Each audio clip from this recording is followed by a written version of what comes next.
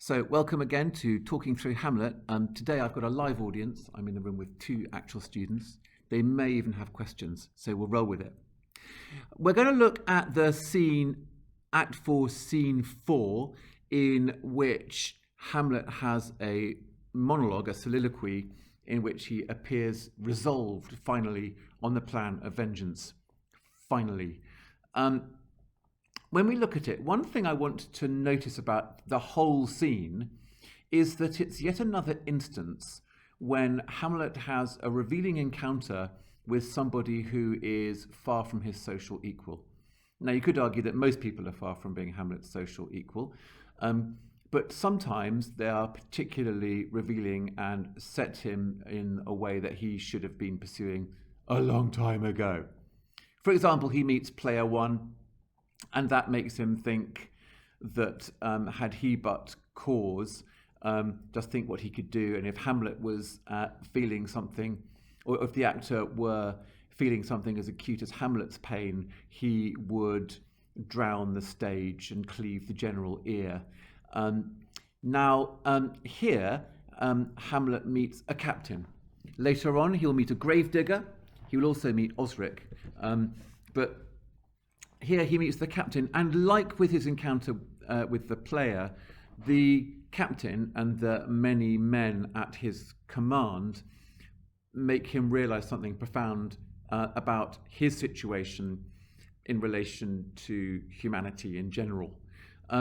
So here is the captain. I just want to pick up on some of the dismissive, even mocking aspects of the captain's language. As ever, you hear Hamlet tuning into that. So when we see, how purposed, sir, I pray you, is the other men of Norway against some part of Poland. Note that dismissive, that dismissive, indefinite kind of pronoun, like I don't know what. Look at the way the captain speaks as well. When asked, when Hamlet proposes that this land must be important because the Polish seem to be garrisoning it quite hard. And the captain's answer is quite memorable. Look at the way he speaks. To pay 5 ducats. 5! I would not farm it. You can hear the emphasis there with that obvious repetition. Again, being dismissive about the whole campaign and quite subversive. It gives you a sense that the rulers of whatever country, be it Norway, Poland, or Denmark itself, are quite out of touch with the bitterness felt by the lower orders. You'll see it again with the gravedigger. This gives Hamlet pause. This gives him a cause to reflect. 2,000 souls and 20,000 ducats. And you begin to appreciate the importance of numbers in this scene. Numbers both conveying the mass of humanity, to put it crudely. You'll notice that at such stages when we do that, I do a kind of ballot box really to reflect the kind of relationship between the rulers and the ruled. You get that sense of their facelessness and Hamlet's absolute shock that there are so many who are going to go to their graves. This brings us to the soliloquy here. I want to say a few things about the soliloquy before we get started on it. Perhaps the most significant is that when Hamlet appeared in print after Shakespeare's death, that is to say in the folio edition of 1623, this speech was not in it. And that's a little historical insight, but it's worth noting that the critic James Shapiro observes that this was an insight into Shakespeare's creative process. That what you get is Shakespeare deciding that he didn't need this speech because the motivation was already set up. He's already sprung the mousetrap, if you see what I mean. He's already seen the play within the play. He's already said, now will I drink hot blood. He's already killed Polonius thinking he was the king. I took thee for thy better. So in a way, he doesn't need this speech and he doesn't need the prompting, and the play is quite long enough as it is. But I do think this speech is fascinating for what it says about Hamlet and, as I've hinted already, his role in society, his relationship with other human beings. It's not just that we meet them, and it's not just that there are 20,000 of them. If you've seen or remember Kenneth Branagh's film version, you see them rather ridiculously beginning to surge or beginning to march in little tiny ant-like shapes, creeping forward in the snow, as Kenneth Branagh raises his arms heavenwards in a heroic posture. It's not just that. It's also, I think, that it shows Hamlet's quite courtly way of thinking. That his brain is quite conditioned by the expectations of the state. You'll see I've written here in the margin, Cicero de Officiis. And why I've put that there is because Cicero, late in his life, when he was trying to defend the values of the Republic in the face of what was going to become the Empire, wrote a book called On Duties. And he felt it was a timely way in to see how you could use philosophy to get yourself through practical situations. Now, Hamlet, the masterly overthinker, here overthinks himself into a kind of oblivion. And I'm going to give you some examples. But there are some really key moments when he reflects a way of thinking that was consistent with the court of his time.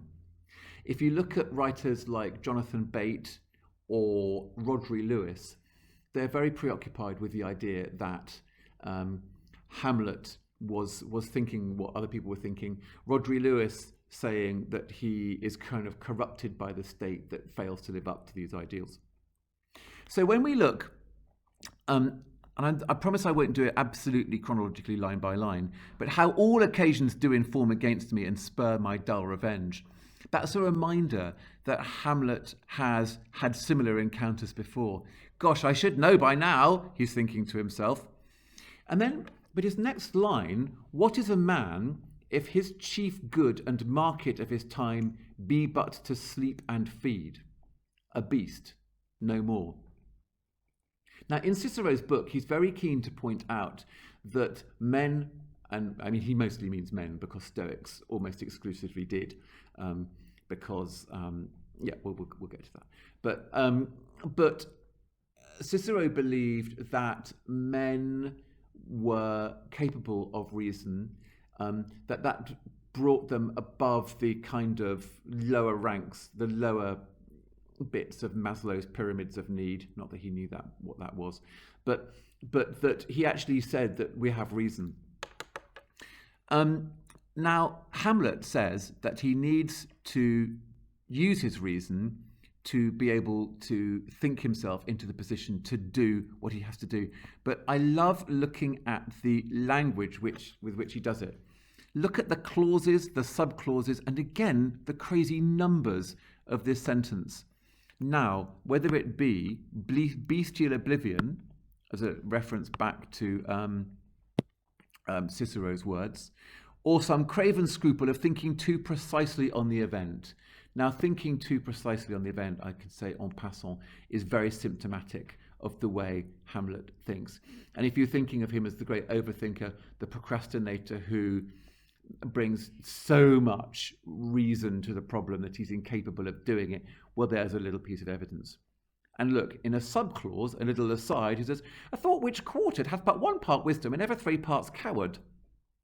Why on earth, I'm sometimes thinking, is Hamlet actually dividing his head into 4 parts? Arguing that, yes, at least one part of his head is wise to think that he shouldn't take action, and the other 3/4 are simply being expedient, or as Falstaff says in another play, discretion is the better part of valour. You know, you might want to be brave, but knowing not to be is quite useful sometimes. He also says that he can do this thing, but he has cause and will and strength and means to do it, but he needs the army to motivate him. Now, again, with the contrast here, he's comparing his individual state, his kind of lonely vision, with the absolute pointlessness, or the absolute lack of point that there is in this battle.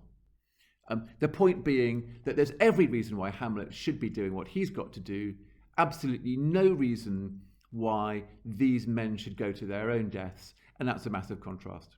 And yet they do it without questioning, and he even takes time to mock Fortinbras, who will also risk his own death and his people for something apparently insignificant.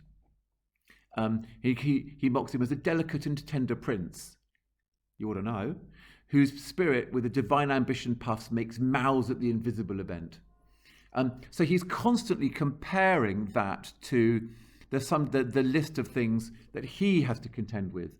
And it's a contrast. I have a father killed, a mother stained, excitements of my reason and my blood. This somehow is worse than the political problems that Fortinbras is trying to resolve with his army. So there's that contrast. And the very strange thing, there's a very difficult sentence here, this one. In this difficult sentence here, Hamlet begins to sympathize with Fortinbras's impulse to do something very glamorous, very heroic, and very pointless.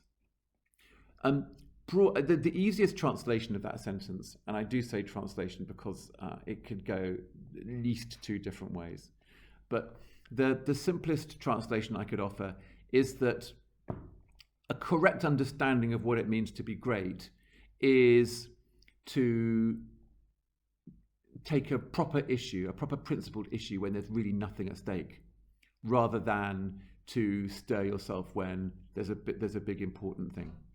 So don't wait for a great argument before you stir, but find quarrel in a straw if honour's at stake. That's his advice. And the rest of his rhetoric is entirely tuned to that. When he looks at the imminent death of 20,000 men, that for a fantasy or trick of fame go to their graves like beds. That absolutely charming image, and the way in which he repeats himself, and then fights for plot for wherein the numbers cannot try the cause. Bear in mind again that he's already cited that number. He's repeated it: the imminent death of 20,000 men, and that in itself is enough to motivate him for the next part of the tragedy. He's now ready to leave for England and is safely on the emotional journey to become the resigned killer, the thinker suddenly aware of mortality, and the man who's kind of sacked spiritual concerns for much more practical ones.